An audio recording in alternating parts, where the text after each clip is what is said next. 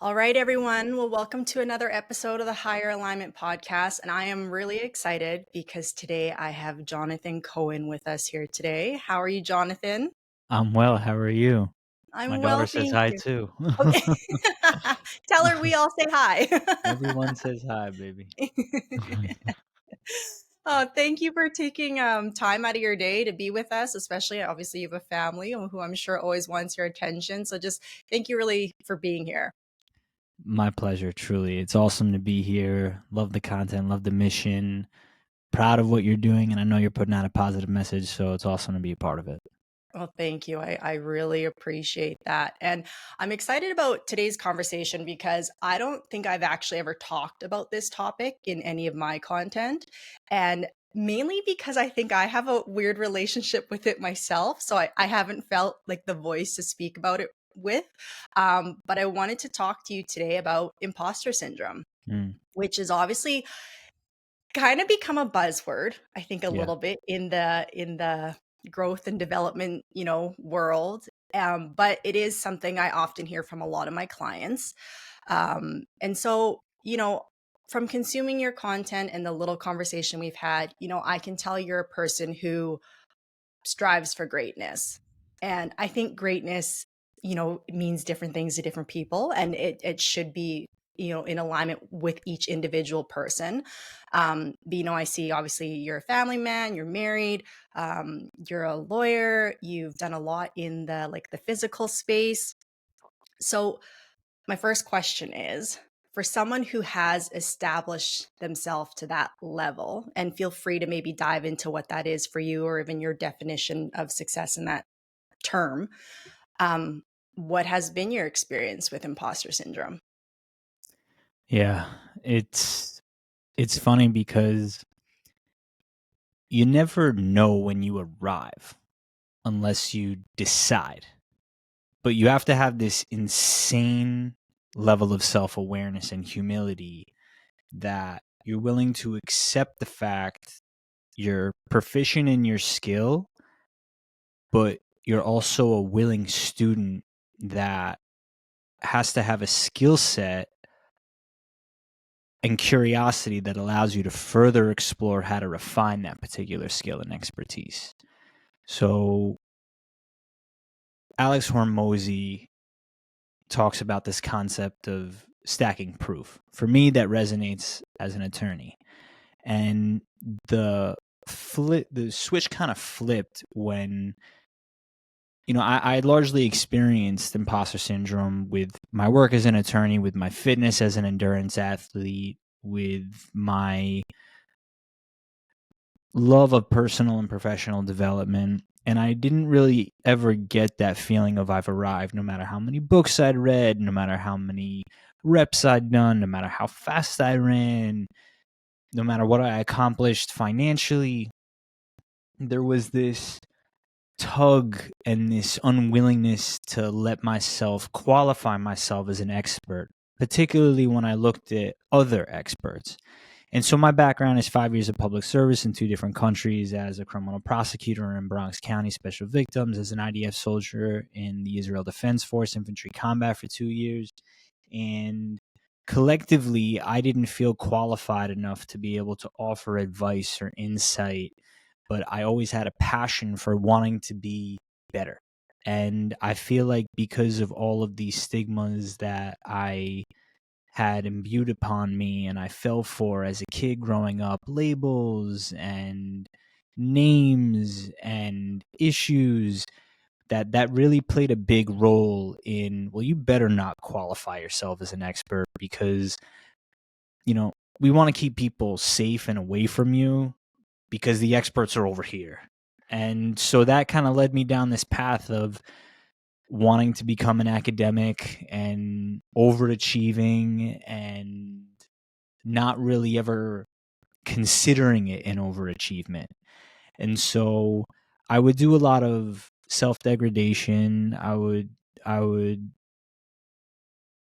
avoid compliments. I didn't know how to take a compliment. I didn't know how to look at myself in the mirror and truly be proud of myself, even if I had achieved an objective measure. It's like, oh, you got a law degree, but where you go to law school? Oh, you you're a prosecutor, but like, what kind of cases do you handle? Or you ran a marathon. How fast did you run? You did 1,000 pull-ups. Did you chin get over the bar every time? Like, all of these different things where I tried to create as much objective evidence for myself that I was who I know myself to be.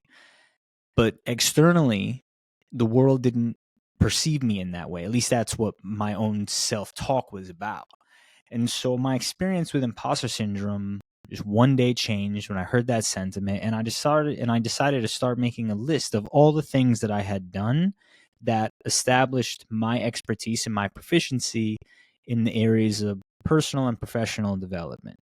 And fitness is the easiest way for me to articulate that because I've done objectively hard things. I've done 1,018 pull ups in 4 hours, raising tens of thousands of dollars for charity. I did 1,018 push ups in an hour, which raised another few $1,000s to feed over 20,000 people through Feeding America. I ran a 58-mile ultra marathon. I've run over, yeah, I think I've done like 8 marathons and ultra marathons at this point, and some pretty good times in there too. And I could lift a certain amount of weight. So I dealt with this internal dialogue of not really knowing how to talk to myself, how to appreciate myself. And so that led me to strive to do these things, that if I could do a triple clap push up, well, maybe someone will appreciate that. If I could do a backflip, someone will appreciate that. And so it kind of led me down this path of striving for so much that, you know, I couldn't even appreciate the gravity of the things that I was doing. And so once I outlined all of the evidence, and at that point in my life where I was still a criminal prosecutor, I had realized I am who I say I am, and I am capable of all of these things that I thought I wasn't capable. But it came down to taking an objective lens and looking at my life in a way that helped me weigh facts and circumstances as they were present, and not telling myself a story that I hoped was true, but really looking at what was on paper and what I believed internally that not even I could question. And so once I took that perspective of not even I can question this, it helped me start to make massive strides. And well, now I can add value because even I can't question the fact that I've done A, B, C, D, E, F, G, all the way to Z, and then an alphabet in another language, which to some may sound arrogant, but I needed that. I needed to be able to show myself objectively and unequivocally that regardless of if someone's going to put down a 58-mile ultra marathon or my experience as a prosecutor, whatever the thing is, I knew within me, my internal world, that I was who I say I am. Yeah, that is, what's so fascinating about that is that pretty much every high performer, overachieving person I talk to has that same sentiment. You know what I mean? As far as like you have a goal in mind where you think like once I get there, I'm gonna feel this way, right? And then we get there, and then it's like, okay, maybe you get like 30 minutes or an hour. It's probably proportionate to whatever the size of the goal is, you know what I mean? But eventually, then it just kind of becomes, like what's next, and the bar continuously moves and moves, and then but like you said, there's something in our brain that doesn't register that as like a check mark per se. It's like, let's just keep moving the target further and further away. And when I start working with my clients and we're setting quote unquote goals for the journey, I will get them to start listing out, okay, so what are the external goals that we're going for during our time together? And they Mm-hmm. list them out. And then I get them to say, okay, so from everything you just told me, like what's the feeling associated with if we hit each of these goals? So I get them to do physical, mental, emotional, spiritual, all these things. If we attain all these goals, how is that going to make you feel? And, it's a pretty small group of words that typically come up, but it usually gets narrowed down to more confident, more self assured, more internal freedom, feeling more seen. And to me, it's like with what you're explaining, we're always looking for the external to bring that feeling to us, but what we really need to be going after is that feeling itself in the first place. And it's like if we go after those feelings, the quote unquote imposter syndrome kind of naturally like dissipates on its own. 100%. I think, I've interviewed over 100 high performers on my podcast, and I have posed this question about imposter syndrome, the experience that goes along with it, the feelings that go along with it. Matt Higgins gave a great answer about it. He talked about Matt Higgins is the author of a book called Burn the Boats. He was a guest shark on Shark Tank, 9-figure entrepreneur. And he talked about how there's no final arbiter on belonging, meaning like no one gets to decide if you belong. Ultimately, it's an internal decision. And so when you make that internal decision that you belong, again, with that objective lens, with that weighted believability, with that long list of things that established you're an expert, that not even you could question what you have to say, that is when that inner world starts to shift, where it becomes more about how can I serve the people because I actually have value to bring, not, oh, I know what's best for you. Like, you have to have that perspective. Like, intention and ambition alone are not enough. You have to have you have to have the skills, you have to have the habits, the routines, you have to be a resource, not just a willing resource, right? Because you may have all the positive intention in the world, but ultimately, like, you're not that talented yet. You're not that skillful yet. So we can't lie to ourselves. So imposter syndrome is a sign that most people are actually growing. They're right outside their particular skill set. I interviewed F-16 fighter pilot Michelle Curran, and we talked about her experience in the Air Force, learning how to navigate those inner world feelings of imposter syndrome. And it largely comes down to, how do you see yourself outside yourself, right? You got to have that inner conversation and truly be honest with yourself. But am I being too hard, or am I not being hard enough? Is there room for me to get better? There's always room for me to get better. But right now, like, how am I actively trying to get better? And if you don't have that curiosity or willingness to learn or refine or improve your skill set, or you think that you've quote unquote arrived, ultimately, the best never stop learning. So as long as someone has that perspective, I think, of how can I continually add value? How can I learn? How can I create? How can I be of service? That perspective, I think, cures imposter syndrome at its core, because it's no longer about the feeling that you experience in your heart and more about the value and service that you can create in the world. Yeah, I really love what you just said there because it seems like it's kind of like it's this fine line between, like, I love how you said if you're feeling a bit of imposter syndrome, like that's a sign that you're actually growing, because it's kind of creating that awareness of, well, am I doing enough, right? Like there's more room to grow, as you say. But then it's also this fine line of like not self-deprecating yourself in the process, right? Like not beating yourself up to the point where you feel a fraud, but having enough curiosity, as you alluded to before, to be like, okay, I'm maybe, I know there's always more to do and more to expand and evolve into, and I can provide more value. Um, but again, it's just such a subtle line between the two of making sure you're not falling over one way too much Mhm. of the other, right?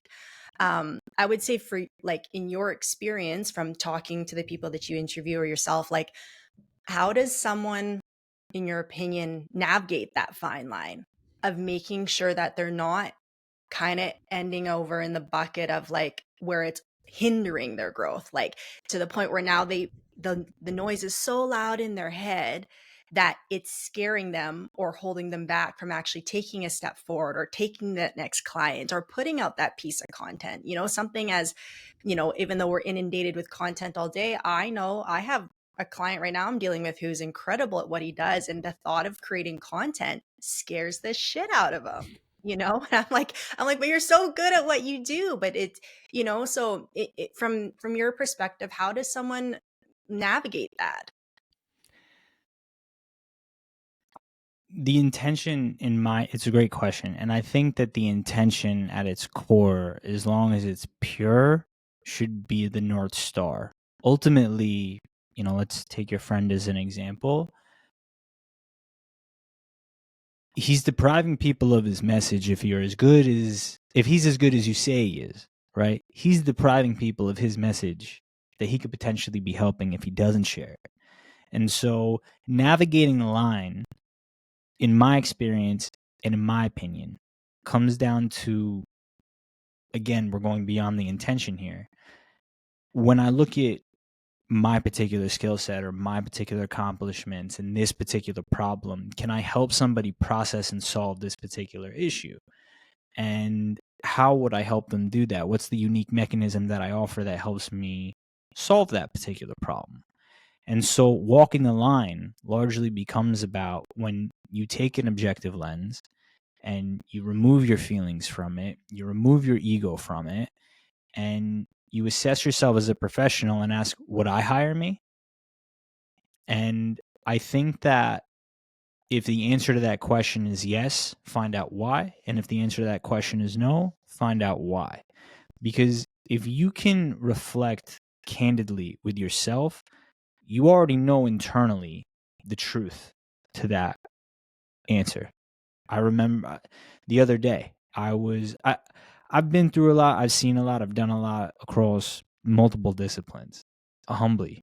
And someone the other day, that one of the first lessons you learn on cross-examination is not to ask a question you don't know the answer to, and to make sure it's binary. But I was practicing a new seminar that I'm delivering on resilience, and I asked an open-ended question that I didn't know the answer to.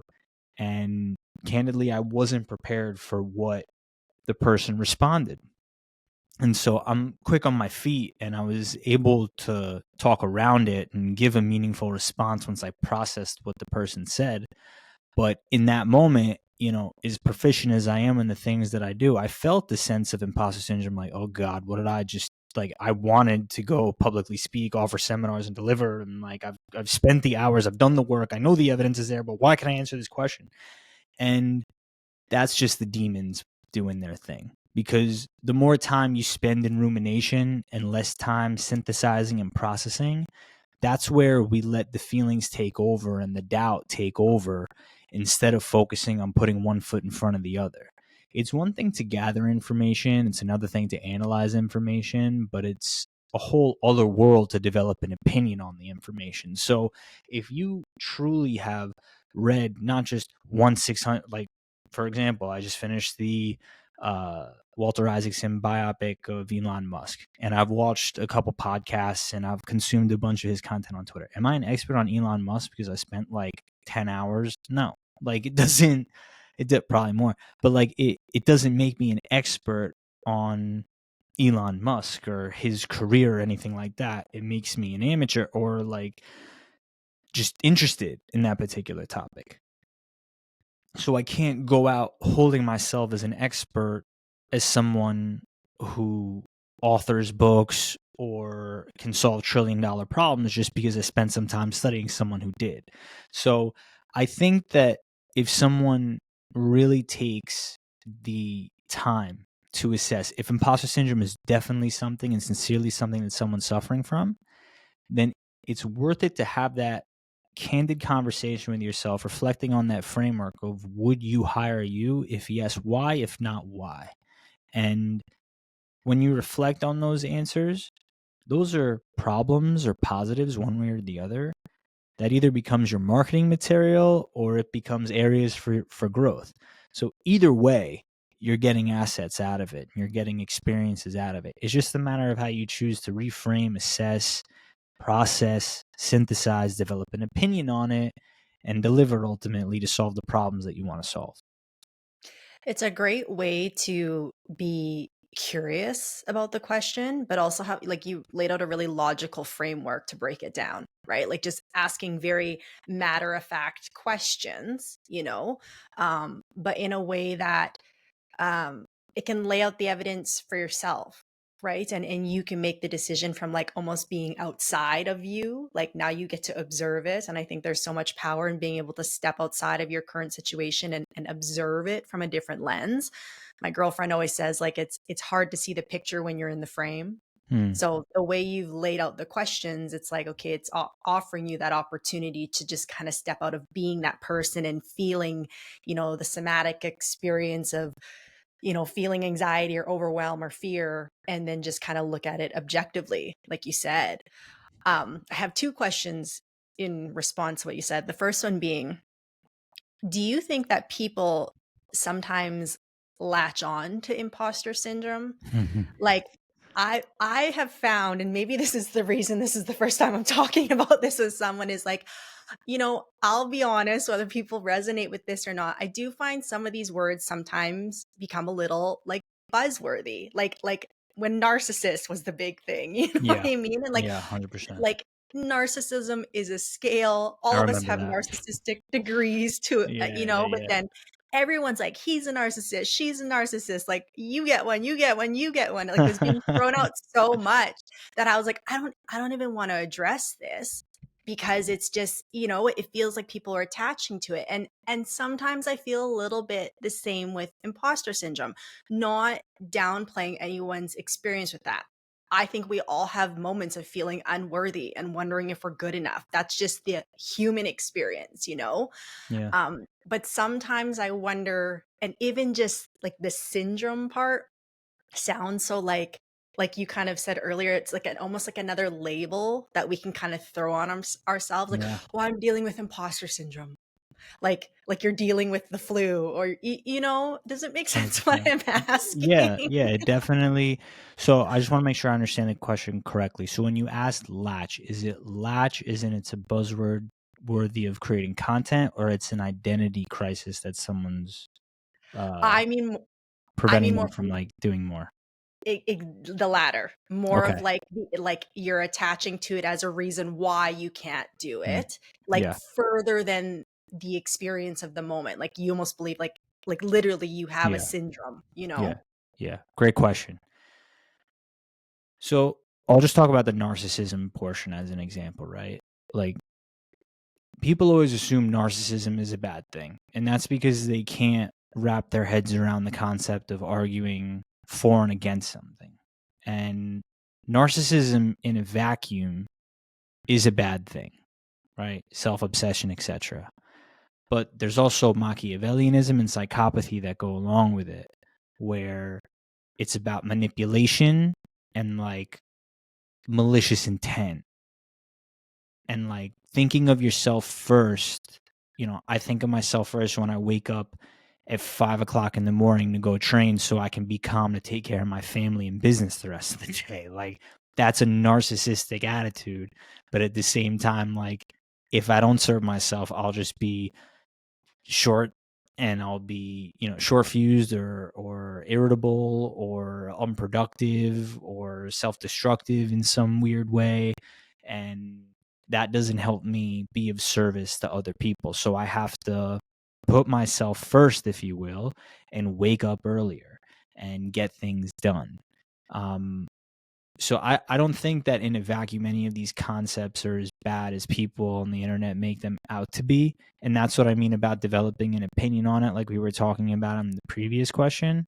And so when it comes to imposter syndrome, people definitely lean into the victim mentality of, oh, like I'm not good enough. But it's more like, what are you doing to get better?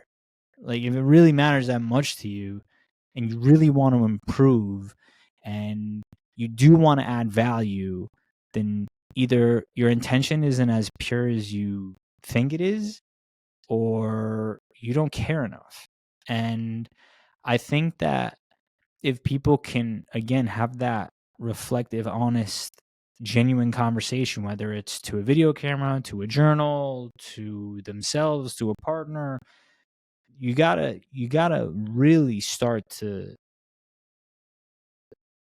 to know yourself and the things that are true about yourself and what lights you up and what drains you. And if the thing that you care about, like, I love speaking on stages and inspiring people. That doesn't mean that just because I love to do those things doesn't mean I need to work at them. Like, I need to refine my seminar on resilience. And even though I'm a resilient dude and I'm proven in certain areas and I have prosecuted hundreds of cases and I've stood on stages in front of hundreds of people and delivered talks on things that I know either free flow or prepared, doesn't mean I don't have to prepare for this next thing. And it means I still have to put in the work.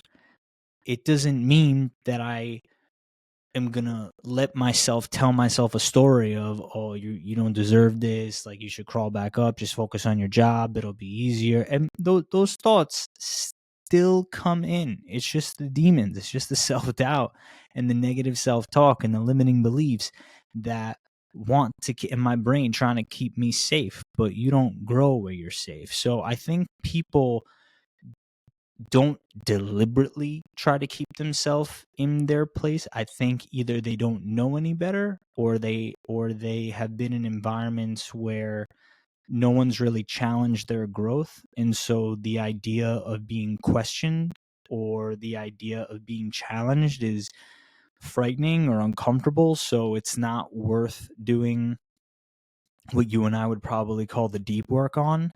And if someone is limiting themselves by attaching themselves to this. I mean, look, it's still possible to have a growth mindset, pardon me, a fixed mindset in some areas of your life, even if you identify as someone who has a growth mindset. I could never do that, right? You'll hear basketball players, oh, I could never do that, like professional athletes, if you will, or professional, like for me, I could never jump out of a plane. That's just a limiting belief. You don't even realize it when you say it. So I think a lot of it comes down to lack of awareness and lack of self-awareness, where even the things that someone wants to do, they don't realize that their language and their mindset is holding them back so subconsciously, right? You have problem aware, problem unaware. I think a lot of people are problem unaware when it comes to it, and that tends to hold them back. So you probably have two different sets of people where problem unaware, problem aware, and don't want to change. So some people don't know any better, and some people know better and prefer to latch on. But the more you latch on, that comes down to the real intention, where it's just easier to look at your phone and scroll first thing in the morning. It's easier to leave the office at 5 p.m. because you want to beat traffic or just go back to your TV and watch Netflix all night. And, I'm not saying there's anything wrong with that, but it definitely doesn't align with the words that you may or may not be telling yourself of, hey, I wish I should be living this life, or I could be living that life. And so I think it largely comes down to the self-assessment that someone's willing to make for and about themselves when it comes to, do I really feel this way about my life, or am I just comfortable with where I'm at? Do I care to get better? And if the answer to those questions are a resounding, I'm good where I'm at, and stay there, you'll get exactly what you expect. Or raise the risk tolerance, be a little fearful, fail, iterate, improve, and get better for the next one. You know what I rambled there, sorry. No, it's great. It's great. What really sticks out to me right now from everything that you said was you had mentioned victim mentality. And, I would say that if I was to poll my audience and probably yours, everyone would be like, well, no, I don't have victim mentality. Like, that's probably why you're here listening to this in the first place, is this message aligns with you. But what I have found through my own experience is that victim mentality can be programmed so deep into the subconscious that you don't even realize that it's playing out in your life, and like, Yeah. if I reflect on my own journey, In my previous career, I worked for, a top luxury dealer and auto dealer in the world for 9 years at a really, successful career with them. But I was overachieving, completely in my masculine energy, like doing all these things to keep up. And if you would have even asked me at that time, like if I was playing the victim card or anything, I'd be like, no, no way. Like, look how I stepped to the plate. I sacrificed myself. Mm. I helped take this management team to another level, yada, yada, yada, all these things.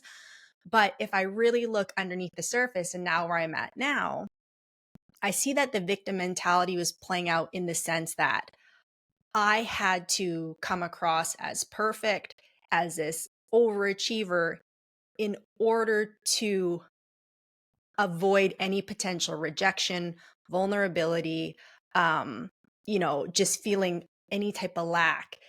But that really is a defense mechanism for victim mentality. Hmm. Does that make sense what I'm saying? Yeah. Like it was Yeah. just weaved so underneath the surface. I was just trying to mask the fact that I even felt that inside. And that's exactly why people go and overachieve, right? To your point. I think that when people are faced with that inflection point of, well, look at everything that I've done, and like I'm like all of these outcomes that I've achieved, ultimately there's something deeper going on, whether it's compensation for something else, or some type of lack that, again, it's possible to be someone with a growth oriented mindset who wants to be better, who achieves disproportionate outcomes, and at the same time, like, won't leave the country or won't try a new food and still be a growth oriented person, right? So having that awareness that conceptually you can still maintain a fixed mindset in certain areas despite the fact that you are quote unquote growth oriented, in my view, is extremely key to honing and cultivating self-awareness around these particular issues, because then you subconsciously put a frame over, well, okay, I accept that premise. What areas of my life do I maintain a fixed mindset then? Where am I subconsciously using limiting beliefs to cop out of doing things that make me uncomfortable? And is it that my venture won't work? Is it that my partner will leave me? Is it that I'm not good enough? These are the hard conversations that we have to have with ourselves. But as you know, and we've gone back and forth about this, hard conversations, internally or externally, ultimately become growth conversations. And if you can embrace that mindset, then hard conversations don't have to be so hard. Yeah. And one other thing that keeps coming up from what you just said is like I talk about like masculine and feminine energies a lot. Um, because I think on a grand scale they've gotten out of balance, but also within ourselves. And feminine to me is just more the going within. The masculine to me is just going out, the doing, right? And from what you just said, with the self awareness aspect, like if we want to, again, going back to the imposter syndrome, really make an impact in the world and kind of move beyond that, like holding us back, it takes both. Like you have to have the ability to go within and ask yourself the tough questions, like you just said, and and answer them very honestly, by the way, because I always say I was the queen of buying my own bullshit for a long time, right? Like I would give myself all the great, like surface level, prim proper answers, and I was buying it. And then not until I really had to go through some things to realize that, like, I wasn't being truthful with myself, right? So you ask the confronting questions and then give the real answer. And then once you've done that, then that doing aspect has to come into play. So now that you've asked those questions, now you just have to go out and do it. You have to make the post. You have to get up in front of the crowd. You got to make the call. Like it requires both in order for you to have an effective and balanced approach to actually like moving through imposter syndrome in a way that's actually transformative and not just for the moment, right? That is very profound. That is like enjoying the process, right? Like that's where you become process driven. That's where you start to fall in love with the idea of and the experience of becoming, where I've interviewed multiple ultra marathoners and have done ultra marathons myself, and that experience, or any goal, right? Anyone who's accomplished any goal, just for the sake of this example, they finish the big run, and then automatically it's like, what's next, right? You were saying before, maybe you get 30 minutes of appreciating the gravity of the accomplishment. But the best runners fall in love with the idea of becoming process driven, because it's not, and I know this from my experience, it's not and I used to say this when I was studying for the bar, which is someone who struggled with learning disabilities growing up, and tons of learning specialists telling you this, that, and the other thing is wrong with you. The bar I took very personally. I didn't want tutors, I didn't want any help. And I would say to my friends, this is just a formality. And so that marathon, that ultra marathon, that achievement, whatever it is, it's just a formality. If you've done the work, if you've put in the training, if you've invested in the process, then you understand that the magic is in the idea and the experience of becoming. And that complete immersion, that frame shift to becoming process driven, it's like, oh, now I actually get to start from square one. And in a lot of ways, it's very humbling, but we could all use a bit more humility in our lives. So ultimately, stuff like that, what you're referring to, I think is very positive overall, because it amplifies the idea that even if we experience these feelings of self-doubt or self-degradation, it's that idea of allowing the transformative experience to actually transform you by reflecting on the good, the bad, the indifference, and kind of taking a neutral approach to, you could think of all the good and bad things that are going to happen, right? Like I'm going to get up on stage, I'm going to deliver this keynote or this seminar, and the audience isn't going to clap, and I'm going to stumble over my words. And well, what about if it goes well? Like what if it goes well? Like what if people actually enjoy it? What if I enjoy it? Right? Because if I enjoy it, they'll enjoy it. What if I enjoyed it and they didn't enjoy it? Instead of I think it was Emerson who said, like, don't spend the day in explanation. Like, take the time to really appreciate where you're at in this process of transforming and evolving, and realize that it's an infinite game. It's not this like, oh, boom, I arrived. No, that's a milestone. On to the next, but you can always appreciate where you are. And if you learn how to become process driven, that's the true arrival, in my experience and in my opinion. Yeah, I love that. And just even like, as you were saying earlier, like about collecting evidence, I know one thing I didn't really clue into it till you just said it with myself is, and I think with lots of people is that the more journeys, because we're always scared to start, right? That's usually the hesitation, like, oh, I'm scared to start or I'm scared to do this.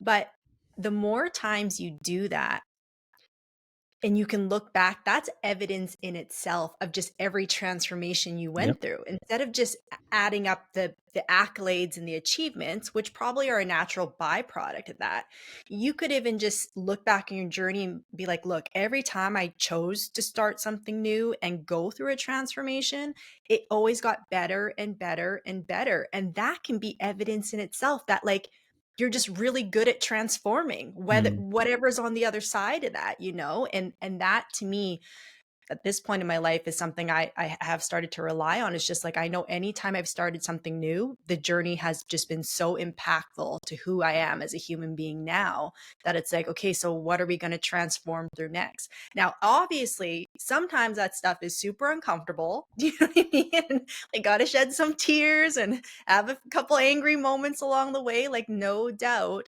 But again, every time, can you ask yourself, like you said, can you self-assess? Every transformative journey I've gone on, have I come out better on the other side of that? And that should be part of your line of questioning as well. The better the question, the better the answer. And most people, in my experience,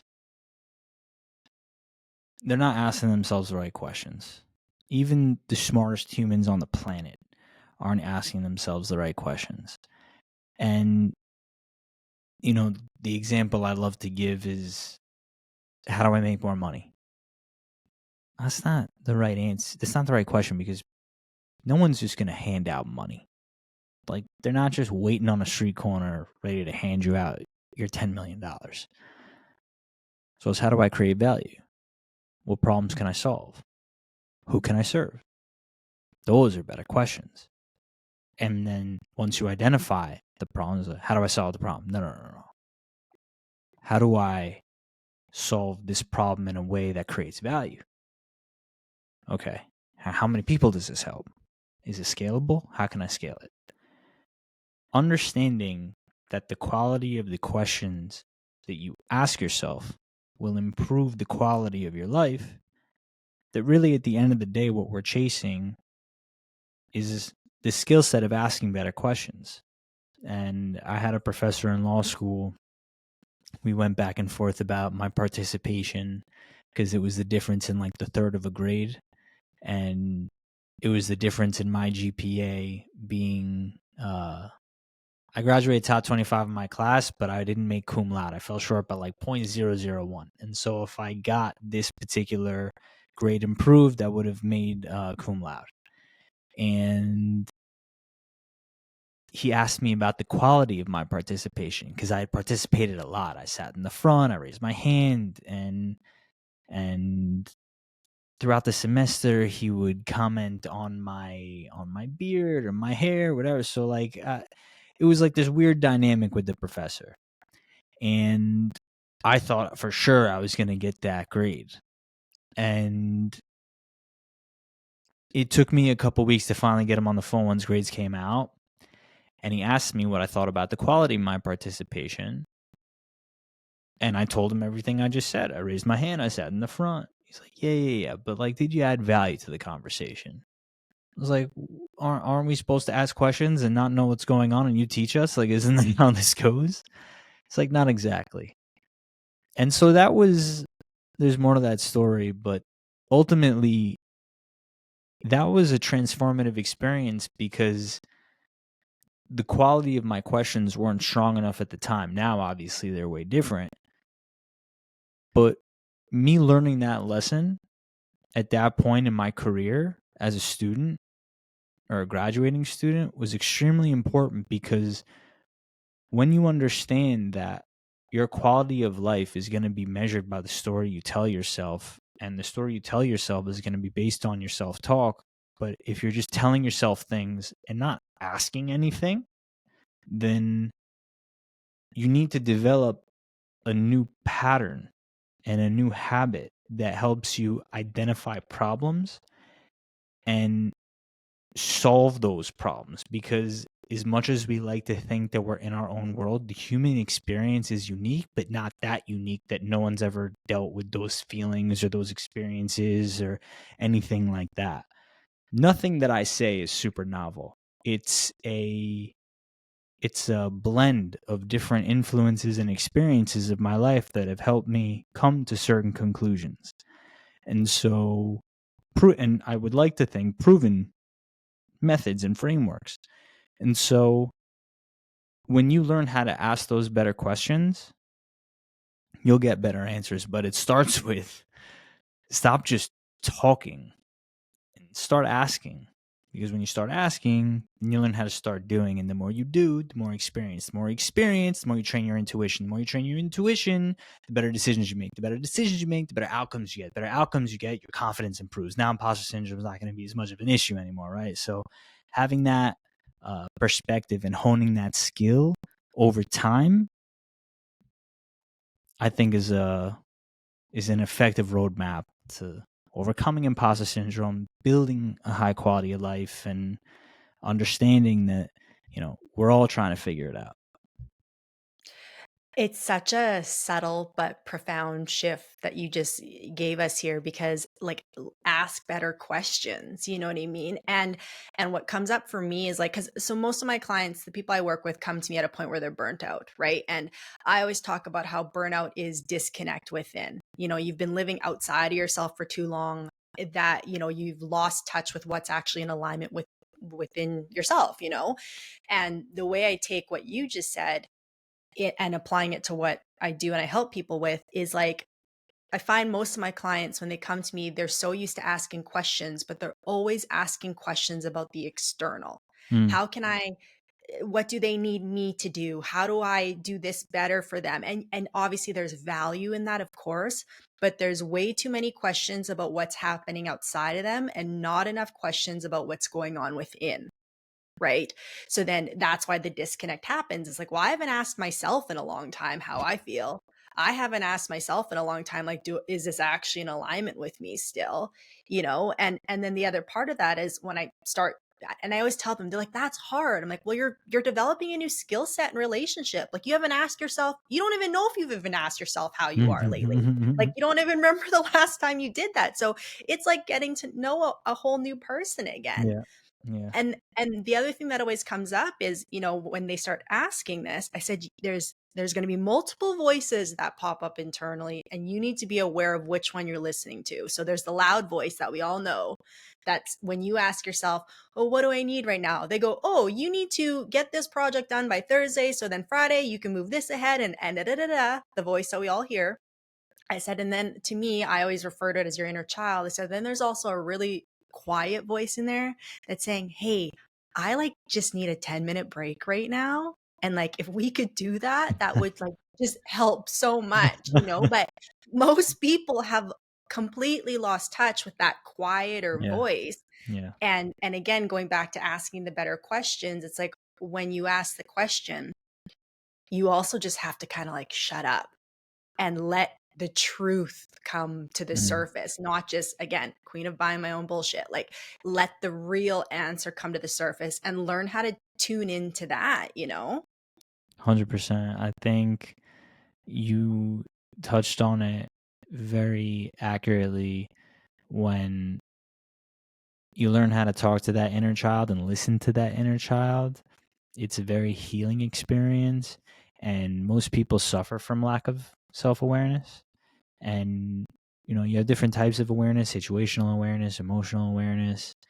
But the key is at a fundamental level, if you can develop awareness about your triggers, about your patterns, about where you do and don't listen, where you're speaking for the sake of being heard versus trying to genuinely add value to a conversation. That is the difference in the top performers in their specific industries. I believe they have an immense amount of self-awareness and understanding of their patterns that helps them offer and create value to solve to solve problems and scale those problems. Scale those solutions. And that inner dialogue, particularly with the inner child. I mean, I have an exercise that I do. I never read about this one in a book, but for me, I created it. I call it the passenger seat exercise, where I had a long commute when I was living in Manhattan, reverse commuting to New Jersey, and it's about an hour change each way. And I was sick of listening to podcasts.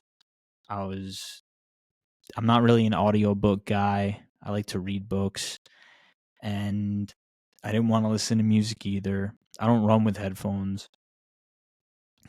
And so I picture particularly the 15-year-old version of myself sitting in the passenger seat next to me while I drive, and I ask him questions. Would you be proud of you? Why'd you make that decision when you were 15? And I find that relative to where I was 17 or 25, that the 15-year-old version of me in particular is the one that needed the most help. And I really try to talk to that kid as often as I can. and in turn, or ask that kid questions that I think had I asked myself or had enough emotional awareness to ask myself at the time, that I wouldn't have suffered internally as much as I did. And so, dealing with those external pressures of, what does the world think about me? And we all deal with it in some way, shape, or form. Some people cultivate their inner experience much earlier than others and start taking action sooner. For me, it was very delayed. And so I really try to focus on those questions and listen to those answers. And I've come to some very interesting conclusions as a result that help me heal that inner experience. And inner child work in particular is very powerful, very, very powerful. What's the word I want to use? Framework or methodology that if people take it upon themselves to really just have it's not like a crazy thing. You just picture a younger version of yourself and you talk to that version of yourself. You ask that version of yourself questions and just get to know you and where your head was at when you were going through different things. And you'd be surprised at some of the feedback that you get. So I like that you brought that up in particular because I feel like you said most of us are dealing with like quiet child who just needs maybe 10 minutes to themselves to gather themselves to put themselves back in the game. And that particular sentiment, that particular frame helped me and helps me in moments where I'm dealing with some of the insecurities or moments that I feel like I could be doing better, and figuring out what's holding me back and why. Taking a root cause approach helps me solve that problem so I can move on to the next one. That is an incredible exercise. Like, thank you for sharing that, because that is so, so great, because it's the A, everyone's got to commute at some point, right? So what an Mm. effective way to use your time, right? And you're kind of in that isolated container with limited distractions. So I love that. And the visual process of that makes it a lot more real, because when everything's just in your head, it can be hard to decipher that, right? Where it's like, again, if you imagine your 15-year-old self sitting next to you and having that conversation, like it, I always reference how the mind doesn't know the difference between like a visualization or something happening in real life, Hmm. and I always reference Dr. Joe Dispenza, one of his books that I read. He talked about like how if you go through a car accident and then you retell that story 4 times that week, your body's going to think it's reliving the accident 4 times, because every time you regurgitate that, it's visualizing the whole Hmm. thing over and over. So like, how do you expect your body to heal if the mind thinks it's going through trauma 4 times that week, But in this instance, having that conversation with the child next to you, it's healing on so many subconscious levels that we honestly have a hard time even fathoming, especially if you haven't done this before. Hmm. If you're listening to this and you haven't talked to your inner child, you probably think we're like talking like crazy. Like you're sitting in the Are we car. the weird ones then? I don't know. Exactly. Exactly. Like this podcast just took a left. But anyways, like it's that visualization is so healing on so many levels. Like you won't even realize what you rewire by Mhm. doing that. But yeah, you're gonna feel a little silly at first, probably, because again, it's a new skill set. But you have children. I have a niece and nephew, and I always use my niece as an example. And it's like, if she came and told me, "Hey, I need to lay down for 10 minutes." Am I gonna be like, "No, keep working." Like, what are you talking about? Go, like, "Of course, honey. What do you need?" I just need to like eat. Like, can I? Of course. Like, not for a second would I ever question or doubt her, and her telling me what is a basic need that she needs in the moment. Mhm. Yet we get so detached from that inner version of ourselves. We get so consumed in the outside world and validation and all these things that we don't even know how to listen to that basic voice anymore. So I love that example so much. I think it's super impactful. Listen, I hope it helps. It's one of those things where I can't say I read it in a book, but at the end of the day, I've put it into practice, and it's definitely something that's worked for me. Hopefully, it can help someone else out there. Yeah, definitely. Well, I think that's a great place to end this podcast on. We give you guys lots of content. We give you a practical tool you can all take away and use this with. And if anyone is out there and tries it, I'm sure Jonathan would love to hear from you what your experience is with it. I would love to hear from you with what that is. But I hope you guys have just taken a lot from this. And thank you so much, Jonathan, for your time and energy, because this was a really great conversation. So before we leave, anything you want to share with our audience, anything that you're working on, any projects, where can we find you? Thank you so much for asking awesome questions. Thank you for bringing me on the show. This was fun, to say the least. You can keep up with my journey, my content, my community inside theinspired.com. You can also follow me on socials, Jonathan Z. Cohen. I just released my new program, the Inspired Action System, where we talk about perspective, presence, and control, all about how you can build resilience into your life. I'm hosting a live seminar January 23rd in New York City.